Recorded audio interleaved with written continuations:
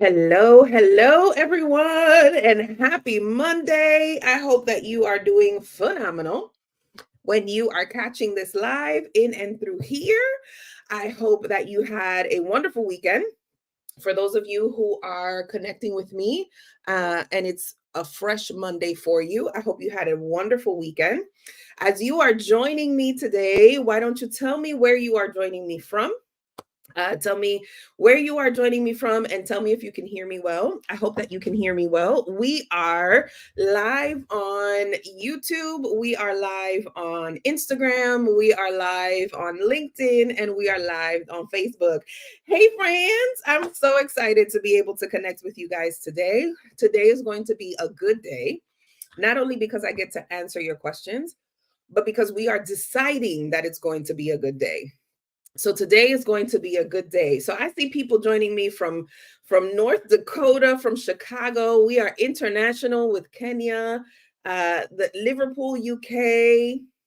Let's see where else. New Jersey, Trinidad, ATL, India is in the building. Okay.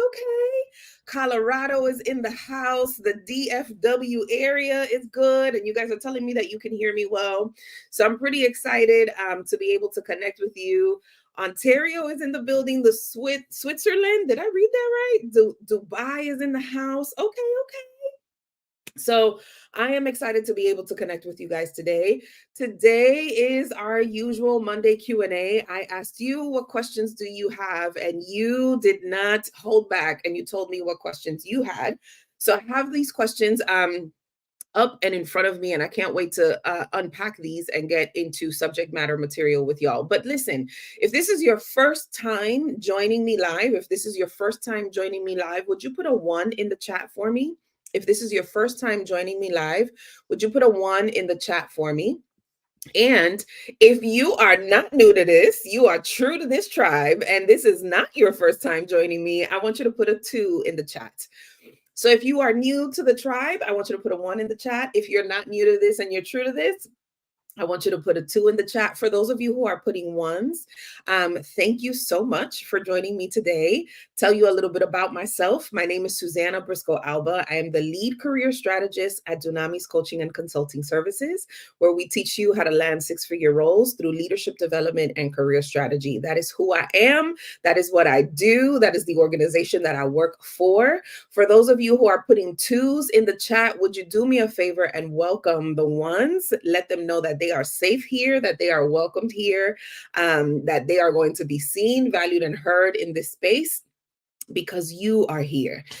So let's get into it. Y'all ready? Y'all ready for some questions? If you are ready, I want you to type ready in the chat and we are going to get into it. Hi, Leslie. Leslie, my incredible Leslie. Leslie is one of my clients, y'all. And while y'all are telling me that you're ready, I am going to brag on her. She is incredible. She is smart. She is just an all-around gem, and I am honored to have her as a friend now. So, hello, my love. I hope you're doing phenomenal when you hear this. Somebody said, "Welcome to the Cool Kids Club." Okay. I am here for it. All right. So let's get into your questions, my loves, because I want to make sure that I have time to answer your questions. We have quite a bit of them today. So fair warning, if I don't get to your questions in the live today, know that we will get to your questions either through the newsletter.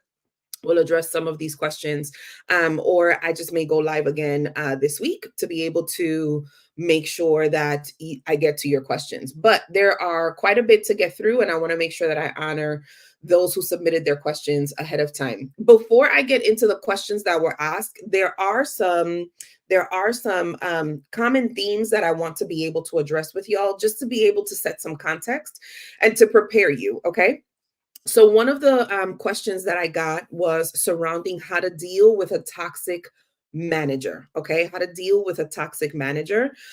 What does that look like? How do you equip yourself? How do you protect yourself against dealing with a toxic manager? My response to you, if you are dealing with a toxic manager, is I'm going to encourage you to make sure that you have your ducks in a row by keeping an evidence list and making sure that your communication and that your interactions with your manager, for as much as you can, that you are documenting those conversations. Okay.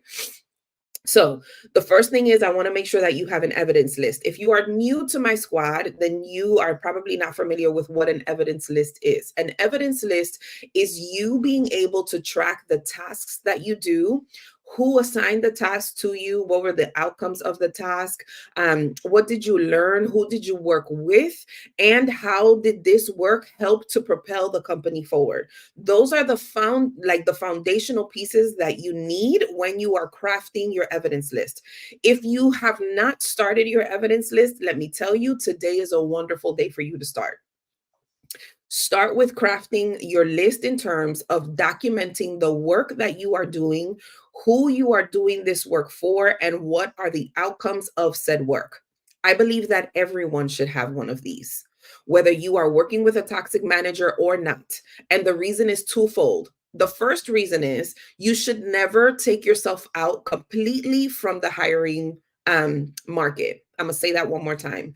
You should never take yourself completely out of the hiring market. Why?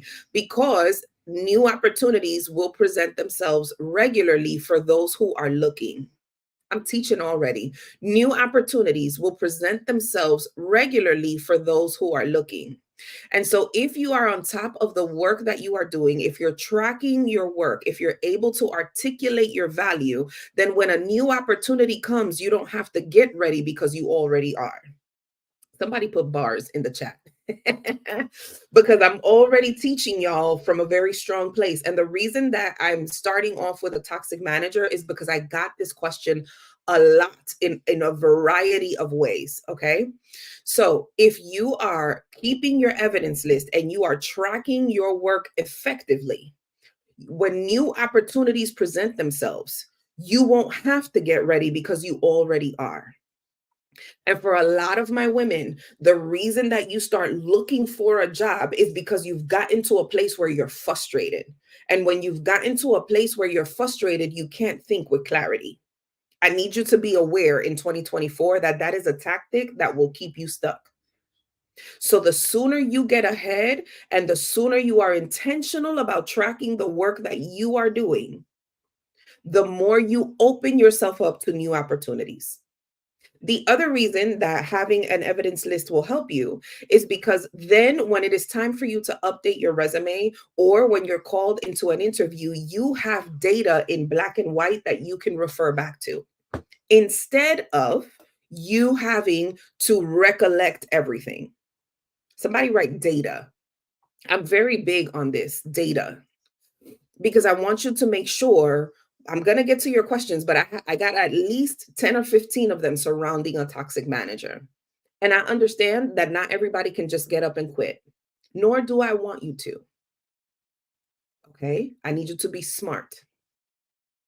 So when you have data, then you can make informed decisions, especially if you're working with someone who is toxic and who is difficult. So promise me, if you've not started an evidence list, that you're working on that because you need your data. This type of information that I'm giving you right now surrounding an evidence list, that information comes even more powerful when you are standing in front or when you are called to senior leadership and they're asking you, so what is it that you do here? Have you ever had that happen to you where somebody in senior leadership comes up to you and they're like, what is it that you do here? And you, because you've not tracked your data, you're like, well, I kind of help with this and I kind of help with that. And there's no direction to what you're saying. The reason that we're hosting a conference in June is to be able to have you stand on business and give you language on how to articulate your value. I'm getting ahead of myself. But if this helped you already so far, if this has helped you already so far, I want you to say help me. Because what we're not trying to do is be stuck under toxicity. Okay. So if this has helped you so far, I want you to tell me it's helped me. And then we'll get into questions. But the first one was surrounding toxicity. And the last thing that I'm going to tell y'all from just the hiring manager's perspective, okay? I want you to pay attention to when you're under leadership and when you're under management because they look real different, okay? Leaders will lead with an open hand, while managers will lead with a closed fist.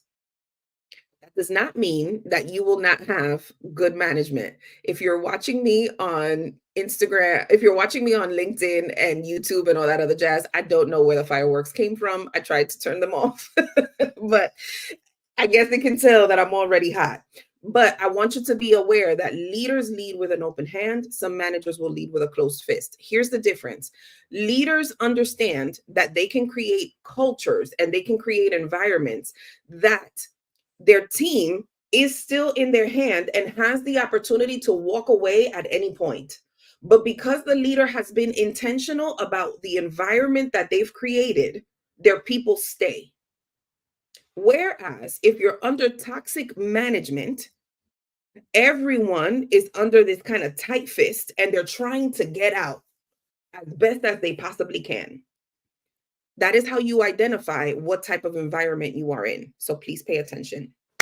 All right, we coming off strong already. So let's get into the first question that I got. But I wanted to make sure again that I address this toxic stuff because what we're not trying to do in 2024 is stay under toxic leadership. I shared this with some of my clients last week, and there's three things that we're trying to do in 2024. We are trying to stay well loved, well hydrated, and well paid. Those are the three things that I want for my tribe in 2024. I want you to stay well loved, well hydrated, and well paid. But that's also going to require your intentionality. Okay. So, first question I got was I'm in healthcare. I've been unemployed for some time now. On my resume, I have a personal development leave. Suggestions on how to explain that during an interview. So for those of you who have a gap on your resume, for those of you who have a gap on your resume, I want you to get out of your own way. When we are asking you about your gap and you get nervous answering that question, I want you to think through what have been the things that you have done during your gap that have helped you to stay marketable. What have you done during your gap that has helped you to stay marketable? Those are the things that I want you to address when you are asked about your gap on your resume. Now, here's another thing. I understand that not everybody leads or interviews the same way that I do. And so this may be a little bit different. But unless they bring it up, there should be no reason why you are the first one to talk about it. I'm going to say that one more time. Unless the hiring manager or recruiter brings up the gap, there should be no reason why you're talking about it. And the reason why I say that is because now you're opening yourself up for questions that you are not ready to answer. So, unless they bring it up, you proceed to speak about your expertise, about your skills, about the value that you will bring to the new organization. But if they don't bring it up, there should be no reason why you put yourself out there like that, especially if you're not ready to answer that question. Okay, so I hope that helped for those of you who have gaps on your resume. Next question that I got was, how do you formulate a question? How do you formulate a question for the interviewer in reference to, do they encourage leadership training? This individual is trying to get their attendance to the conference covered. So for those of you who are like, you're looking for professional development, and you're trying to figure out, will your employer cover you coming to the leadership conference that I'm hosting or to any conference at that point? What I would encourage you to do is pay attention to what are the skills, like what is the conference going to be offering that you can apply or that you will be able to implement once you get back to the office. Okay. So, for example, one of the things that we're going to be talking about in the conference that I'm going to be hosting is how to be adaptable in these types of times. So, like that, you're leading from a place of confidence, even though there's a lot of uncertainty. Those are types of topics that a hiring or an organization is going to want to make sure that you know how to do that because of these uncertain times. So you have to be able to look at what are some of the things that this conference is going to be offering that I can then go back and implement into my organization. Once you've identified those, then you can start to have a conversation with your employer. Also, sidebar, for those of you who are considering coming to the conference, we're going to give you a letter that you can provide to your employer. The thing that you will need to be paying attention to is what are the gems from the conference that you can see yourself applying back to the organization. So for those of you who are wondering, like, how do I do that? We're going to take care of that for you. Next question is, what if the interviewer asks, what would your colleagues say about you? Well, what would your colleagues say about you? This is a question where I want you to be honest and evaluate. Are you the problem employee? Okay. Are you the problematic employee? And if all of the employees that you work with or all of your colleagues would say that you are an issue or that they have a problem with you to a certain extent, I want you to be real realistic about it. Can't be that every single person that I run into, they are the problem. Is there something within me that I need to make sure that I adjust?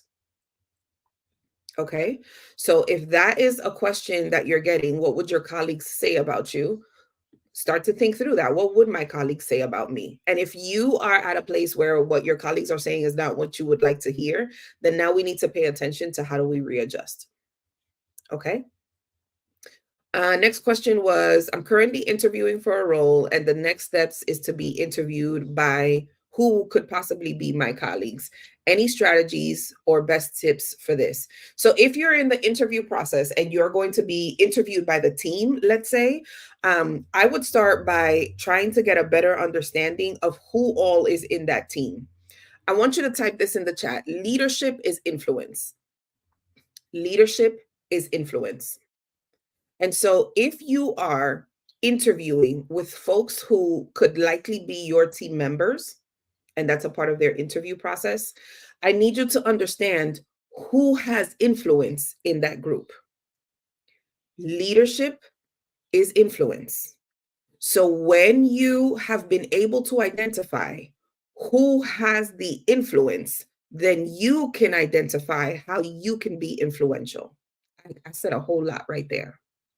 But I need you to pay attention to that, especially when you're in the middle of an interview process, because you can identify who are the individuals that can sway decisions. Sometimes it's in their body language, sometimes it's in the way that they talk and they ask questions. Sometimes nobody else is talking and they're the only one speaking, or everything goes back to them. It's likely that that individual has some type of influence. So you need to be able to assess who is this influential person and how can I sway that influence. Okay. So if you're going to be in an interview and you're going to be interviewed by who is your potential team, identify, because it's likely a panel or a group of people, identify who within that, as you are asking questions, as you're collaborating with that team, identify who has influence, and then how can you be influential. Remember that people are going to always recommend folks that they like. Okay. So if they like you, likability is going to be a secret weapon within the interview process. So you have to be likable to the influential individual. Okay. Again, I've told y'all this before. Interviewing is a sport. It's a skill. It's something that you need to be very good at. And so you have to be able to pay attention, right? Have that kind of discernment in the middle of the interview. Okay, who's the person who's running this? Because there's people who have title, but there's other people who have influence. And it's the people who have influence who sometimes ride way over the person who has the title. Just saying. Okay. Next question is, I received a no thank you after applying for a position. The position has been reposted. Thoughts on reapplying with an upgraded resume. Um, if you've applied to a position and they've told you no and they've reposted that position, there's a couple things that I would pay attention to. Instead of just applying cold, I would see if there's anyone that I can make connections with and do an informal interview. So at the earlier part of this month, I had a challenge with you guys and I told you to leverage a informal interview. An informal interview is who can I speak to that will give me a little bit more insight into this organization? And can I position myself in a way that I can answer their questions and make myself a more viable candidate? One. Two, can this person now serve as a referral instead of you applying cold? So if you got a no thank you and you're interested in applying for the role again with an upgraded resume or with a different tactic, the same tactic that you used last time cannot be the same tactic that you deploy this time because you're likely going to get another no thank you. So pay attention to who you can connect with. Next question I got, how to transition into a different field but not take a major pay cut. My suggestion to you is pay attention to what are the requirements and the needs within that field, and then assess truthfully, do you have what it takes to command the salary that you have right now in that new field, especially in this market? Because I'm seeing some people who are getting their offers rescinded because they want to go back to they want to go into a new industry. They don't necessarily have all the skills and they want to get paid top dollar. And let's talk about that, okay? Because I think the easiest example I can give you is this one. So a friend of mine, I can't even take credit for it. She's a friend in my head. Her name is Shakel, but she mentioned if Nike were starting to open restaurants and they were selling McJordans, yeah, McJordans, would you eat a McJordan? I want to know where y'all at because I thought that that was so good. If Nike, the sneaker company, started to open restaurants and they were suggesting McJordans for lunch with French fries, is that likely something that you would eat? I could tell you from Susana's perspective, I'm probably going to have some questions. Like, what the heck is a McJordan? And why all of a sudden are you in the restaurant business? The same is going to be true if you are going to position yourself as an expert in a field that you don't have the experience in. It's one thing to have transferable skills. It's another thing entirely to position yourself as an expert when you don't have the skills at all. So if you don't want to take a major pay cut, then you need to become the subject matter expert to be able to convey and command a specific price point.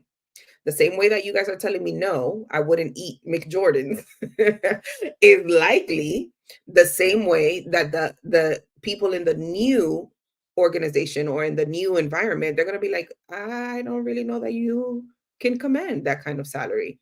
Not when you don't have the expertise. So instead of focusing on the salary, focus on becoming the subject matter expert. I'm going to give you another example. If I were an astronaut and that's all I did my entire life, and now all of a sudden my background, I'm teaching you how to land a job, and I've never managed people before. I've never created or read a resume before. I've never I've never had this experience. Would you trust me to be able to guide you on how to navigate your career? The chances of that are going to be slim because you would look at me and you'd be like, listen, sis, you cool and everything, but you know about stars and planets and space. I need you to bring it back down to earth and tell me about this job. And you don't got them qualifications. So I want you to be realistic in your expectation. I say all of that to say that I want you to be realistic in what your expectations are.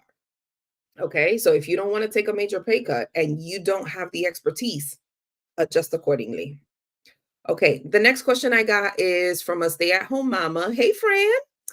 What do I do in terms of the gap on my resume? I've done PTA, cheer, teen mom, room parent, etc. Okay. So For my stay-at-home mamas who are coming back into the workforce, I want to tell you this with love. Just because you stayed home to to prepare a foundation and care for your babies does not mean that you are not hireable. I'm going to say that one more time. Just because you are a mama that chose to stay home to care for your babies and now you're entering the workforce does not mean that you are not hireable. You are still valuable, you still bring a fresh perspective, and you are still of worth. And the reason that I'm taking the pause before I answer the question is because I've seen way too many stay-at-home moms in my DMs and in my comments feeling shame surrounding the fact that they chose to care and have perhaps the most important job on this earth. So, my mama friends, my stay home mama friends, you are hireable. You are well loved. And I'm going to tell you what you can do to address the gap on your resume. So let's talk through what you have done as you have been home with your children, because chances are that mama, you have learned how to deal with difficult situations. You've learned how to keep your cool under high pressured moments. I remember when my son was little and he could barely articulate what he was saying, he would throw things at me, and it took every ounce of this Caribbean Afro Latina in me not to lose my mind. But you have learned how to stay graceful under pressure. You have incredible time management. You've been able to keep a whole human alive. So I want you to take into account the inventory of what all goes into that. You know how to plan, you know how to plan effectively, you know how to articulate and communicate, perhaps with the most difficult individuals. Those are still tactics that you can use and leverage in the workplace. So please make sure that you are paying attention to those skills. Now, once you get to the point that you have had an interview and they start asking you questions about your transferable skills and what kind of value do you bring to the organization, those are the types of things that I want you to speak about. Especially for this mama, as an example, she's done things like PTA. So that means that you have had to coordinate meetings and work with key stakeholders, such as other parents, school administrators, teachers, volunteers, all that other jazz. Talk about those types of experiences. She's been responsible for being a room parent. Listen, my son is a 6-year-old who has special needs. I know exactly what goes into being a room parent, and there is a whole lot of chaos that ensues if there is no structure. So if you have been able to successfully go into the classroom and be a room parent, talk about what goes into that: the planning, the structuring, connecting with the teacher to make sure that the children are learning and assessing, making sure that you're prepared emotionally, mentally, and physically to deal with what goes on in the classroom.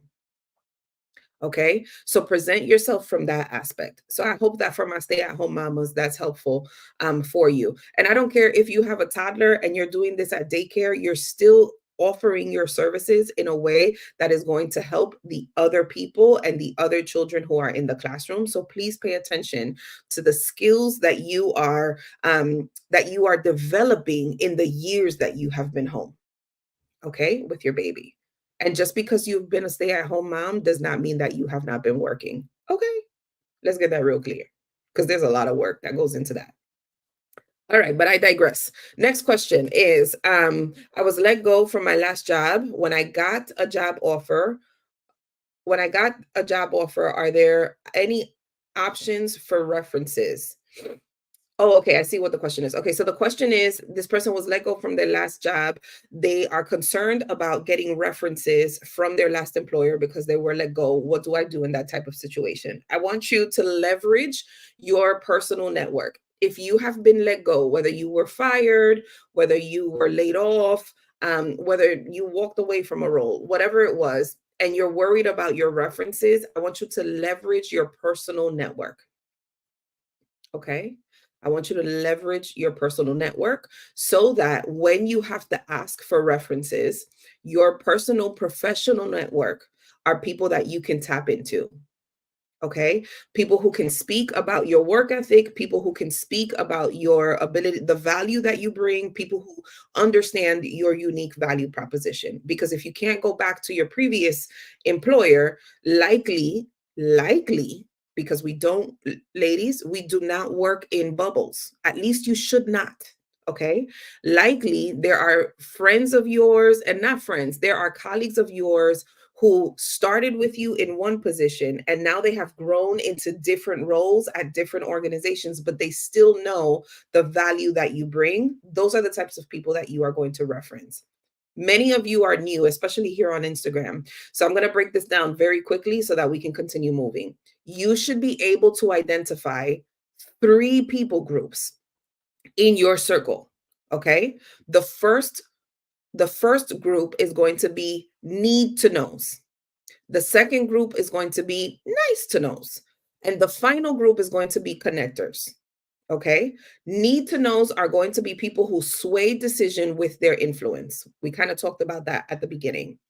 Nice to knows are going to be people who are in positions or in organizations that you want to get into. So it's going to be nice for you to know them because that is how you can leverage that informal interview. You see how it all makes sense? And then connectors are going to be people who are either working in the industry that you want or they're adjacent to that industry, meaning that they're in close proximity. So I'm going to give you an example of what that looks like. A client of mine had a conversation with a senior vice president at another organization, all because she was able to identify the 3 people groups, and her daughter-in-law happened to be a connector. Her daughter-in-law connected her to that senior vice president, which opened the door for that interview with the senior VP. So this is why I teach y'all strategy, because I didn't know this. I had to learn it the hard way. Okay. So if you have been let go, and this goes whether you've been let go, whether you're working right now, whether you in between, identify who are your people groups: nice to knows, need to knows, and connectors. So, like that, when you're in this type of position that you need to come up with references, you have people who can speak to you or speak of you in a good way. Um, we still good? If we're still good, I want you to say, I'm still good. I'm still good. Because I feel like I'm dropping a lot and I want to make sure that I don't lose y'all. Okay. So, need to knows, nice to knows, connectors. Need to knows are going to be people who sway influence, who sway decision with their influence. Nice to knows are going to be people who are in the industry or in the position that you want to get into, so that you can leverage informal interviews. And connectors are going to be they're special people because they can be in your network, but they don't have to be. They can be adjacent to where you want to go. Okay. And listen, I've talked about it so much in this live, but I promise you that if you register to get to join us on the to join us at the conference in June 25th and 26th, I'm going to be teaching you guys this over those 2 days. So like that, you walk away from this conference with new perspective. Like, I didn't even know I could do this. Okay. Because on a live, I don't have enough time to go into it. But over 2 days, this is exactly what I'm going to be teaching in a very real, in a very practical way. So, like that, when you leave this conference, you go back into work, not only knowing what to do in the office, but also knowing how to position yourself. So, like that, you are ready to go. Okay. Oh, thank you so much for putting the descriptions into the chat. I appreciate you, my love. Um, Astro Tea Time. Thank you so very much. Okay. How does a job seeker with an excellent resume, proven loyalty, proven expertise, experience, and skills gain the trust of a hiring manager who says they're perfect but always goes with another candidate? What can I do differently? Ooh, if that's been you, I want you to type me. If that's been you, I want you to type me. If you are the one that everybody says you have great experience, you know how to teach people so well, you do all the things, opportunities present themselves, and then somebody else gets the position. If that's been you, while I grab a sip of this water, I want you to type me because, baby, my response is probably going to be spicy. And this is what I'm going to say: stop letting those people play in your face. That's my professional response. Stop letting those people play in your face. Because good wills, good thoughts, and good intentions don't pay bills. I'm going to say that one more time. Goodwill, good thoughts, and good intentions don't pay bills. So for every time that they have told you, oh, you're such an expert, oh, you're so skilled, oh, this is so good, but we're going to go with another candidate, I need you to start paying attention to what is it that you're so good, so skilled, so experienced in, refresh your resume and start applying elsewhere. This is how you leverage that so good, so skilled, all that other jazz. Because stop playing with me. If I'm so good and I'm so skilled and I have all of the criteria necessary, then why am I not getting the role? Because some companies will identify that it is cheaper to keep you where you're at. So they're going to promote you up to a certain place. But the moment you start getting expensive, the moment you are going to be capped. This is why I encourage people to look for new opportunities every 3 to 5 years. Because I can't tell you how many people who are loyal have been giving their life to their organization 10, 12, 15, 17 years, and they're constantly getting pushback when they ask for a raise. Stop playing with me. If I'm so loyal, if I'm so qualified, if I'm all the things, then there is another organization who is going to want my talent and is going to be worthy of my time, talent, and attention, and they're going to be willing to pay. So stop letting people play in your face. And maybe that's the New York in me. Maybe that's the New York in me, but the truth is that if you don't take ownership of your career to that level, notice how I'm not being disrespectful, I'm not rude, I'm not in any way, shape, or form telling you to mouth off to anyone, but I do want you to be aware. Because if you are the one that is constantly getting passed up and they are aware of your skill set, it's probably because you've gotten too expensive. And so it's better for me to keep you right where you're at. Okay. So this goes into the next question that I got. How can I overcome a boss preventing my growth? Stop letting them play in your face. If you have started to pay attention to the work that you do, if you have started to keep track by having your evidence list, if you have started to identify who are the people in your network and how to leverage them, then the moment that you encounter a boss who is preventing your growth, you need to be able to quickly identify, how do I leverage my network? Because you didn't come this far to come this far. I'm going to say that again. You did not come this far to come this far. So we need to pay attention to what are the markers that we're getting? What are the flags that we're getting that are indicating to us that it is time for me to make a shift? And I'm going to pause right here for a little bit because I don't want you to be afraid of the shift, ladies. I don't want you to be afraid of the shift. And sometimes shifting can be really uncomfortable. But I promise you, if you lean into it and submit to that uncomfortable for a little while, it's going to refine something in you that later on will not only benefit your paycheck, but it'll also benefit you overall. So I want us to stop thinking just in terms of the money, but I want you to start thinking in terms of legacy. How is this going to help me benefit and benefit the legacies that come after me?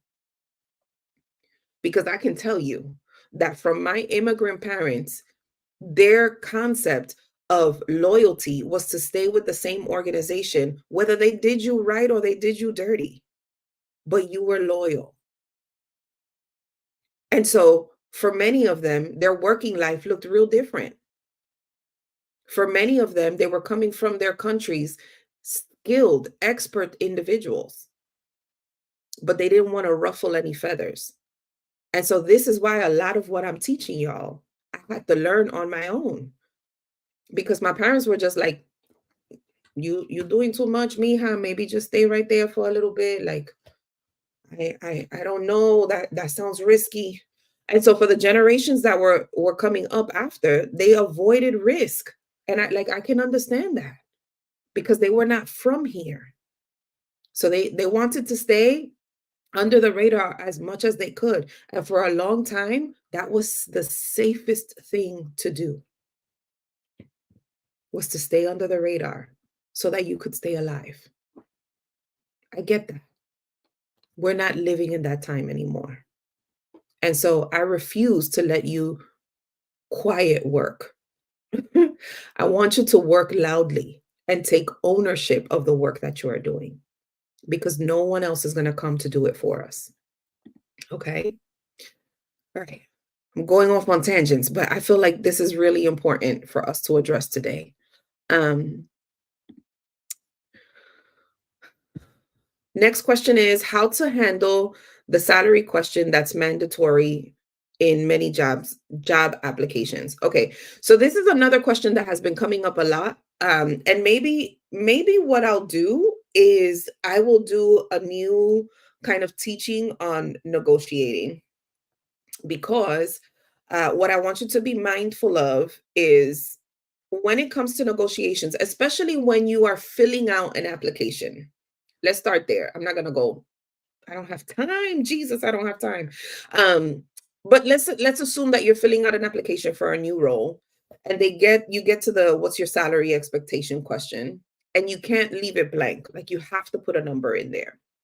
There's three ways that you can address that. I'm going to teach you the three ways.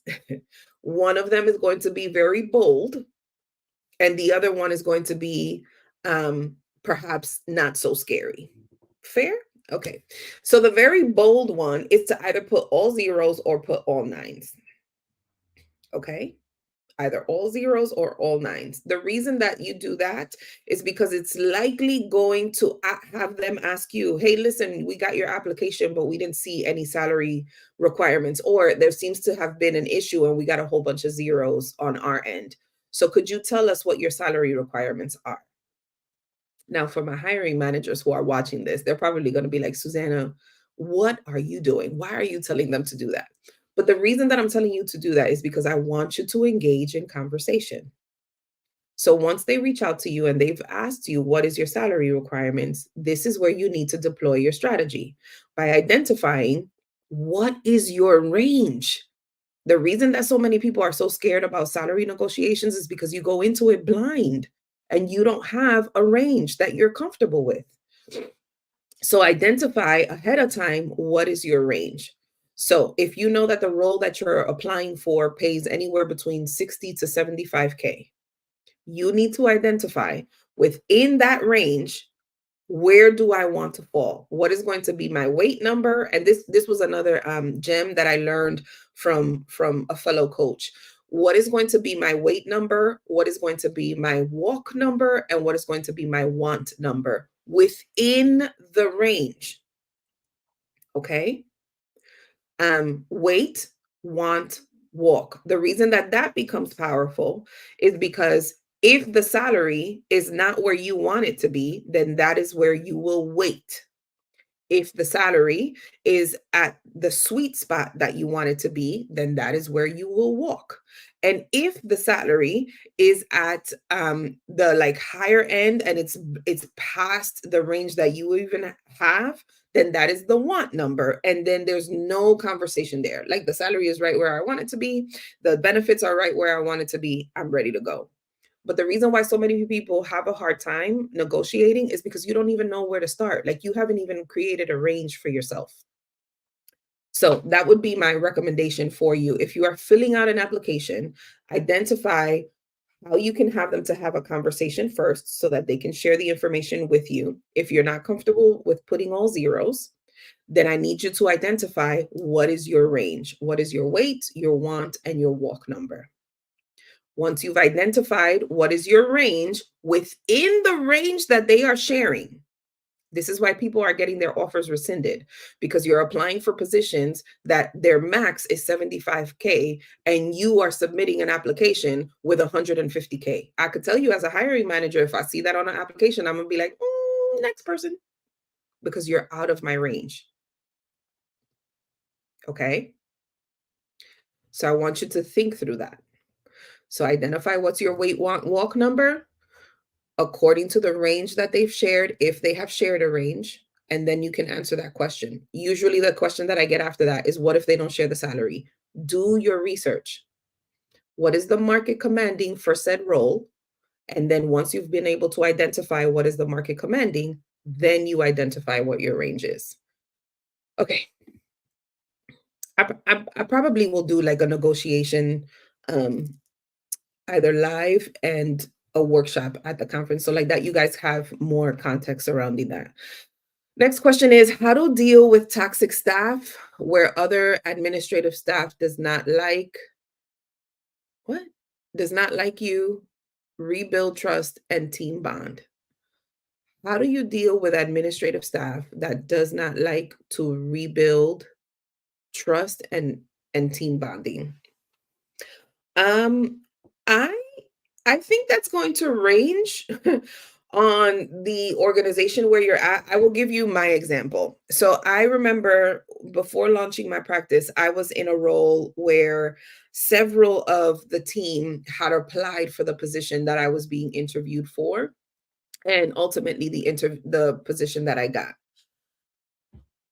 One of the things that I had to learn very quickly before I decided that I was going to make any changes within that department, I had to understand that I was already starting with the odds against me, because many of the team that I was now managing had applied for the position. One, two, they knew that I was making more than them and I was new to the team. And three, they had never met me, which, looking back, that should have been a red flag. I didn't meet the team until the first day that I started.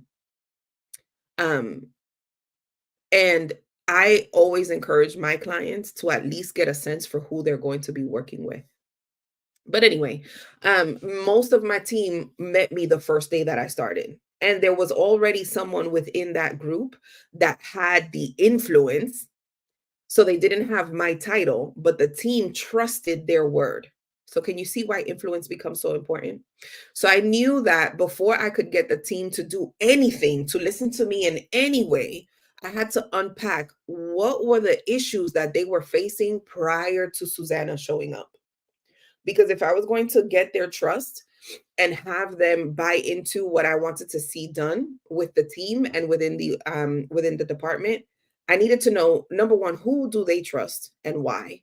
And secondly, before you make any changes, understand why they don't like you. And sometimes they don't like you because you represent the fact that they have been stepped over or walked on. So you have to own that. Do I think that you're going to be the individual that's going to continue walking over them? Absolutely not. But they don't know that. So you have to be able to own that aspect. And then from there, be able to deploy a strategy. So what did I do? So to the individual who I knew that they trusted more, I wanted to get to know who this individual was. How long had they been at the company? What value did they bring to the team? Why did the team trust them so much? And so I made it my business to get to know this individual. And she was incredible. There was nothing wrong with her. There really wasn't. What I then learned was that the organization saw her as a threat because of her mind. And so, because she was so talented and so skilled and had so much influence over the team, she was seen as a threat, which is something that happens to women of color often. It happens to us often. It got to a point between she and I where they scheduled our lunch on separate hours because they couldn't trust that we were like, they didn't trust that the conversations that we would have during lunch seemed threatening. And it's like, she's trying to eat and I'm trying to have some tacos. Like, we just trying to have some conversation. Like, I don't know what to tell you. But once I understood that dynamic, and once I understood the passion behind the way she showed up, then that gave me understanding into how the team operated. So, can you see how sometimes it's not you that they don't like? It's the process that they've been submitted to that has caused them to react to you that way. So before you want to start rebuilding trust and team building, there's always a root. Try to identify what is the root of the issue and work to fix the root so like that the tree can grow. Okay. Um I received next question is I received a unfair job evaluation that I would describe as retaliatory. Aside from submitting a rebuttal, what should I do? Um okay, so I'm going to say from a how do I say this? I would say, my love, the rebuttal will likely do very little to change what you're dealing with. And you can go to HR. I always used to find it really interesting when people would be like, I'm going to go to HR. I'm going to go to HR. I can tell you as a senior leader, guess where HR is coming?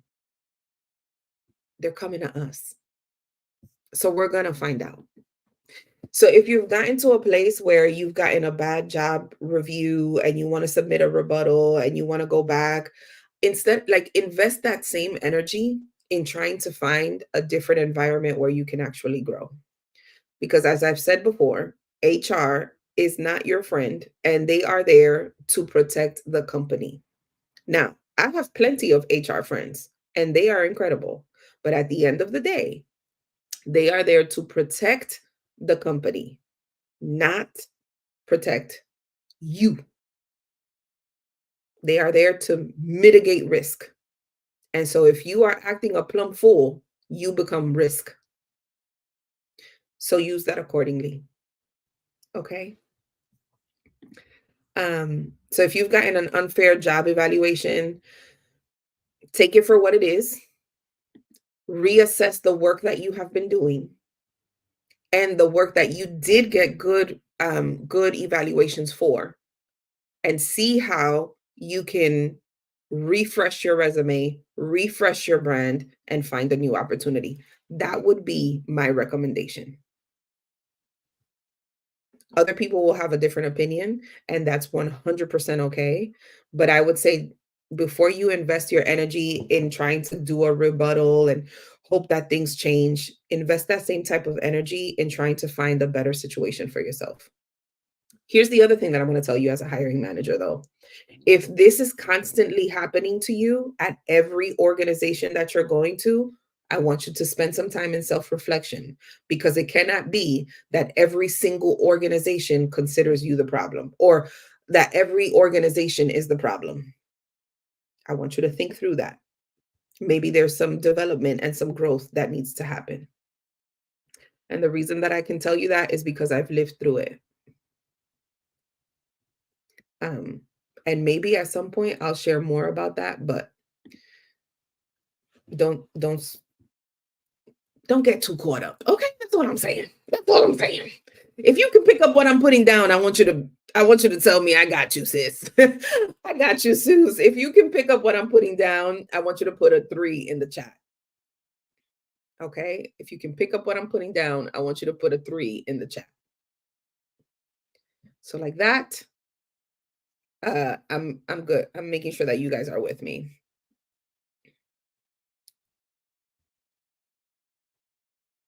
The last question that I'm going to answer from the questions that have been submitted is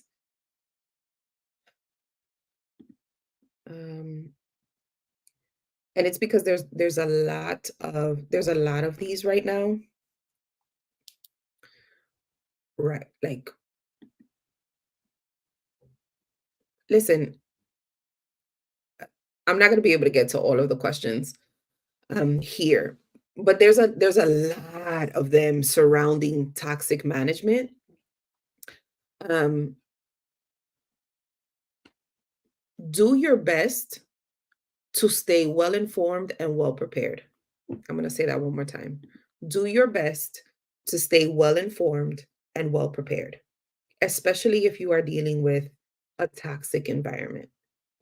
Because one of the things that plagues us and is a trap often for us is that we think that if we just put our head down or if we just address the right people, eventually things will change. And while there is some truth to that, I don't want you dying on a hill that was not intended for you. I don't want you fighting a battle that is not intended for you to fight. If you're constantly up against toxicity, if you're constantly dealing with environments that make you dread Sunday nights because you know that Monday morning you're walking into hell, there's no one coming to give you a certificate of achievement because you put up with it. Do your best to stay well informed and well prepared so that when you get to a point that it is time for you to shift, you're not scrambling and you're coming from a place of affirmation instead of a place of desperation. And I say this because for those of you who sent me so many questions surrounding toxicity, as a hiring manager, we can pick up on that during an interview. When you're so desperate to just leave that you start saying things in the interview assuming that it's what we want to hear. If they're a good hiring manager, they've been trained to pick up on that. So this is why I tell you to be well informed and well prepared. Well prepared means that you have your evidence list in place. It means that you have your resume refreshed. It means that your LinkedIn profile talks more about you and your accomplishments than it does the company that you work for. It means that you are the subject matter expert instead of this is just who I work for. Okay, my loves. So I wish I had more time to unpack the slew of toxic questions that I have. Um, but let's see. Let's see.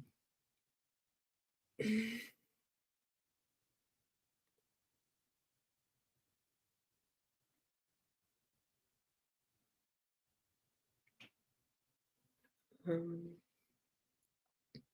I'm pausing because I have a lot of questions here, and I want to see if there are any that I did not get to. Just kind of general in the conversation that we've had. While I say that, while I look for that, there's a couple things that I want to make you aware of because we're already at the top of the hour. Two things. January 25th, not January, June 25th and June 26th is the Scale to Six Women's Leadership Conference, the one that I've been referencing throughout this live, where I'm going to be teaching you some of these topics in terms of adaptability, your communication, negotiation, how to position yourself as the subject matter expert. I'm going to be giving a resume workshop, and not just me. I have several other conference speakers that are going to be joining me in that at that conference. It is going to be 2 days. We're going to have and create pods for you to be able to network effectively so that you can identify your nice to knows, your need to knows, and your connectors in a very real and practical way. Okay. So here's what I'm going to do. If you are interested in joining us for the conference, I'm going to drop the link where you can indicate your interest. Okay. The conference is going to be in person um, in New York. And the details for that, we're going to start to send out to you at the end of this week. March 1st is when registration for the conference will open. So I'm going to drop the link for you because the folks who are on the interest list for the conference are going to be the first ones who will have access to register. Why am I sharing this? We have limited spots, and I want to make sure that I can connect with those who are in the room. So I want to make sure that those who have indicated their interest get to it first and that you have time to plan and plan effectively. So I'm going to drop the link for my Facebook LinkedIn, and YouTube family in just a second. And for my Instagram fam, I'm going to pin that in the conversation right now, okay?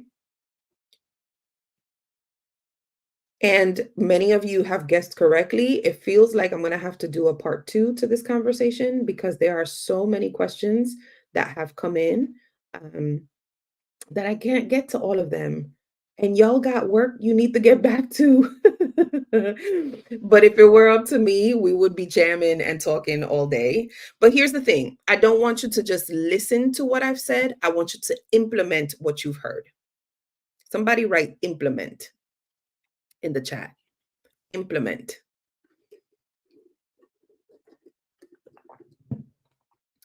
Implement. Because I don't want you just to listen to what I'm saying. I want you to implement what you have learned. Because what was the point of you hanging out with me for almost an hour and change? And you're not learning anything. You're not implementing what you've learned. Like, come on now. Remember, the goal is to stay hydrated, well loved, and well paid. That doesn't happen by just keeping stuff in your head. So if you are interested in joining us at the conference where we will be discussing these topics and so much more, make sure you get on the list, my loves, so like that you can get the information. Couple things that you should know. Yes, there will be payment plans for you to be able to join the conference. So don't, when you see the price, don't feel like, I don't know how I'm going to do it. You'll be able to break. The reason that I'm opening registration in March is so that you have time to be able to pay it down. And secondly, when it comes to the conference, it's 2 days, June 25th and June 26th. So make sure that you save the date if you plan on joining us, okay? The last thing that I'll say surrounding the conference is that it will be in person. There will not be a virtual option. So the only way that you'll be able to join the conference is in person. Okay. I haven't grown there yet. And for my folks who are across the pond, because I've gotten a lot of people from the UK who have asked, like, Susana, when are you going to come? Can you do something here? I'm thinking about that.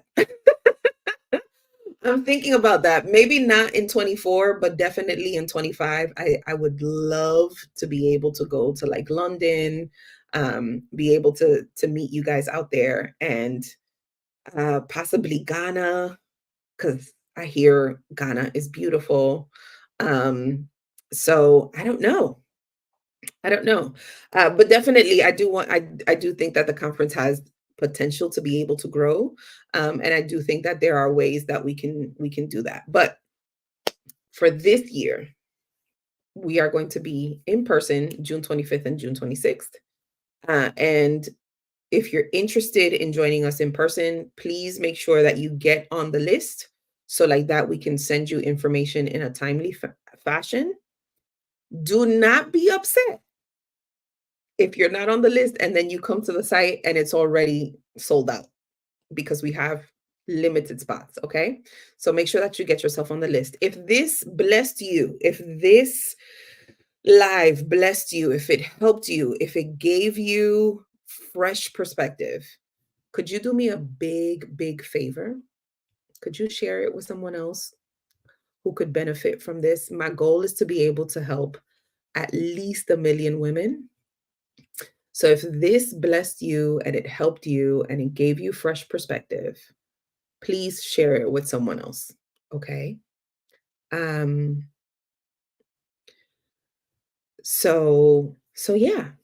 Thank you for hanging with me. Thank you for rocking with me. Thank you for submitting some really incredible questions. These questions that we covered today is what I call 6-figure questions, because that's what I want you to get. Ultimately, I believe that we all should be making 6 figures.